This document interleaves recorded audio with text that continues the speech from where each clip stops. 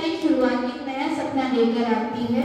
इसी खोज को दर्शाने के लिए आज हम आपके सामने बिगनिंग ऑफ लाइफ पर आधारित एक स्क्रिप्ट प्रस्तुत करने जा रहे हैं।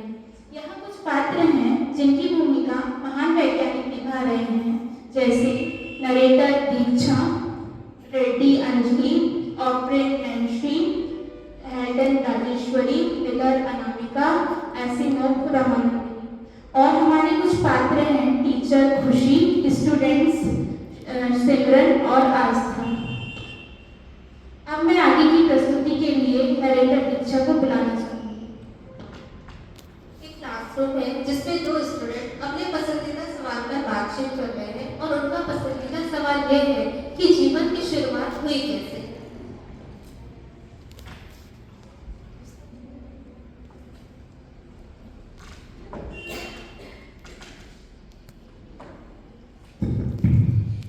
मैं ये सोच रही थी कि जीवन की उत्पत्ति हुई कैसे होगी।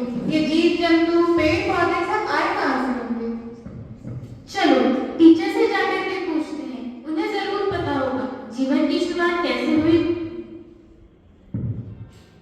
और बस यहीं से शुरू होता है एक सिलसिला जो हमें जीवन की शुरुआत से मिलवाता है, इन जीवन की शुरुआत में आए हुए साइंटिस्ट से मिलवाता है, जिनके बारे में टीचर अपने स्टूडेंट को बताती है। आज मुझसे कई बच्चों ने ये पूछा कि जीवन की शुरुआत हुई कैसे। तो चलो बच्चों, मैं तुम्हें ऐसे साइंटिस्ट का परिचय देती हूँ जो बताते हैं कि जीवन की शुरुआत कैसे हुई। अब टीचर एक एक कर सभी वैज्ञानिकों के बारे में परिचय देती है। तो सबसे पहले आते हैं हमारे पुराने जमाने की सोच वाले एरिस्टोटल। नमस्ते, मैं एरिस्टोटल। मेरे हिसाब से दुनिया स्पॉन्टेनियसली बनती है। कीचड़ से कीड़े, गंदगी से मक्खियाँ व खुद बनते हैं। प्रकृति हमें सब कुछ नहीं दे देती मेरे मित्रों, प्रकृति के द्वारा ही हम सबका जन्म होता है। टीचर, स्पॉन्टेनियस का मतलब क्या होता है? स्पॉन्टेनियस का मतलब होता है अचानक या अपने आप हो जाना। अब बारी है हमारे दूसरे वैज्ञानिक फ्रांसिस्को रेड्डी की, जो अरिस्टोटल की बात से असहमत थे। मैं फ्रांसिस्को रेड्डी। मैंने देखा कि अगर मीट के टुकड़े को ढककर रख दिया जाए तो इसमें मक्खी के अंडे नहीं पड़ते हैं, यानी लाइफ से ही आती है। तो क्या एरिस्टोटल ने जो बताया वो गलत था? साइंस में हम कुछ ना कुछ नया सीखते रहते हैं। कुछ सही हो जाती है तो कुछ गलत भी हो सकती है। बस हमें नई नई खोज करते रहना चाहिए। अब बारी है हमारे दूसरे वैज्ञानिक लुईस पाश्चर की, जो स्पॉन्टेनियस जनरेशन का चैप्टर इन्होंने क्लोज कर दिया। नमस्कार, मैं लुईस पाश्चर। मैंने स्वान नेक्लास एक्सपेरिमेंट से प्रूव किया है कि माइक्रो ऑर्गेनिज्म हवा से आते हैं।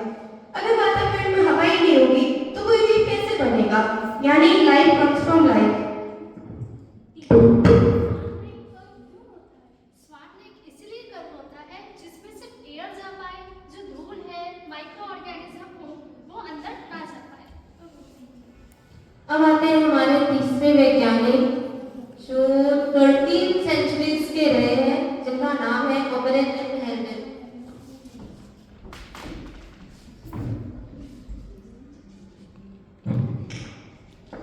पृथ्वी एक समय बहुत गर्म हुआ करती थी, जिस स्थिति में जीवन की उपस्थिति पृथ्वी एक समय बहुत गर्म हुआ करती थी और केमिकलों से भरी हुई थी। इस स्थिति में जीवन की उत्पत्ति संभव नहीं थी। मैं ऑपरेट यह मानता हूँ कि पृथ्वी के समुद्र में एक प्राइमोर्डियल सूप बना, जिसके कारण पृथ्वी के पहले ऑर्गेनिक कंपाउंड की उत्पत्ति हुई। और मैं आपको बताना चाहता हूँ कि जीवन की शुरुआत में सनलाइट, यूवी रेज, लाइटनिंग और वोल्केनिक गैस ने केमिकल रिएक्शन को बूस्ट किया और धीरे धीरे कॉम्प्लेक्स मॉलिक्यूल सिंपल मॉलिक्यूल्स में बदल गए और इसी तरह धीरे धीरे वह मॉलिक्यूल्स माइक्रो ऑर्गेनिजम्स में बन गए। अब आते हैं हमारे तीसरे वैज्ञानिक जो एकदम एनर्जी से भरे हुए हैं, जिनका नाम है स्टैनले वेगर।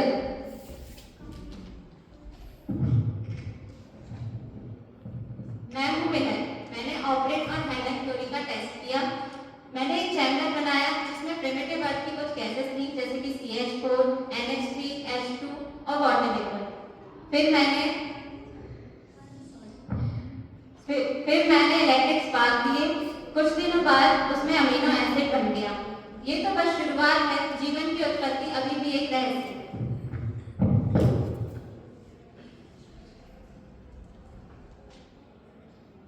मैम, तो क्या इसी तरह जीवन की शुरुआत हुई? हाँ, इसी तरह जीवन की शुरुआत हुई। अलग अलग साइंटिस्ट आए, अलग अलग एक्सपेरिमेंट्स किए और अलग अलग एक्सपेरिमेंटल थ्योरी। तो मैं आप लोग को एक बेसिक थ्योरी से बताती हूँ कि जीवन कैसे आता है।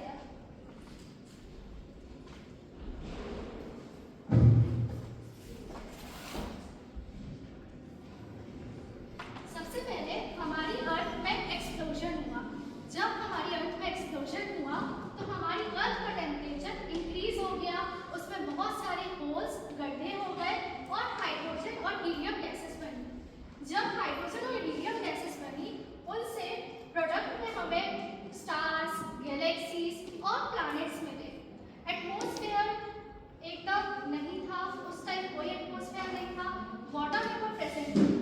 जब यूवी रेज जो कि सन से आती है वो वाटर वेपर में आई, प्लस उसमें मीथेन ऐड हुई, उससे वाटर बना और ऊपर से बारिश हुई तो हमारे जितने भी गड्ढे हैं, होल्स हैं, वो सब भर गए, जिससे नदियाँ, ओशियंस, सी, ये सब का निर्माण हुआ। उसके बाद H2O में मतलब वाटर में हाइड्रोलिसिस हुआ और उससे O2 निकली, जिससे हमारी अर्थ में ऑक्सीजन आई।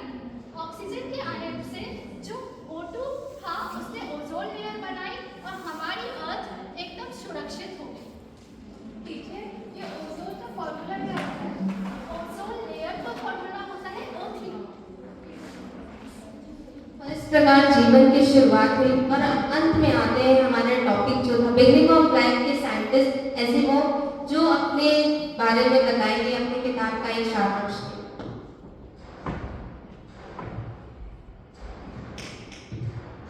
जीवन की खोज एक कहानी है जिसकी शुरुआत एरिस्टोटल ने की। हालांकि एरिस्टोटल ने शुरुआत भी गलत कहा, लेकिन शुरुआत जरूरी थी। आगे जाकर रेडी लुइस पास्चर ने इसे सुधारा और फिर बाद में ऑपरेन, हेडेन और मिलर ने एक नया रास्ता बनाया। जीवन की शुरुआत ऑपरेन, हेडेन, मिलर ने उन्हें पूरा रास्ता बताया कि लोग किस प्रकार से समझे कि जीवन की खोज कैसे हुई। साइंस एक चेन है और हर साइंटिस्ट इसकी एक कड़ी है। इन पैनल डिस्कशन में हमें यह बताया कि जीवन की शुरुआत हुई कैसे। जीवन एक रहस्य है, एक सफर है और जिस पर हर वैज्ञानिक एक नई खोज करता है। इस स्क्रिप्ट का संदेश बस इतना ही।